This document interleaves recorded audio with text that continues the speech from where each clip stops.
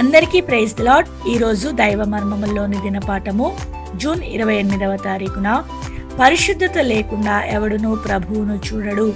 హెబ్రీయులకు రాసిన పత్రిక 12వ అధ్యాయము 14వ వచనము. మన ప్రభు అయిన యేసుక్రీస్తు తన బహిరంగ పరిచర్యను ఆరంభించినప్పుడు పరలోకము తెరవబడి పరిశుద్ధాత్మ పావురం వలె ఆయన పైకి దిగివచ్చెను. మరియు పరలోకం నుండి ఒక స్వరము వినబడెను.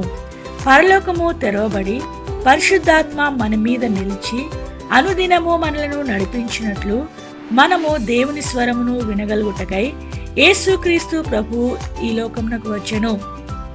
దేవుడు ఆత్మయే ఉన్నాడు. ఆయన స్వరము కూడా ఆత్మ సంబంధమైనదే కనుక మనము దేవుని స్వరమును మన ఆత్మ ద్వారానే వినమగలము. కానీ ఆ స్వరమును వినగలుగుటకు మన ఆత్మ శుద్ధి చేయబడవలెను. మత్తయి సువార్త 5వ అధ్యాయము 8వ వచనము. పరిశుద్ధత లేకుండా ఎవరునూ ప్రభువును చూడలేరు. హెబ్రీయులకు రాసిన పత్రిక 12వ అధ్యాయము 14వ వచనము. మనలో ఏ పాపమునను అది దేవుని సాన్నిధ్యమును అనుభవించకుండా ఆటంకపరచును. అయినను మనము మన పాపములను ఒప్పుకున్న యెడల వెంటనే క్షమింపబడుదుము. అప్పుడు తిరిగి ఆయన స్వరమును వినగలము.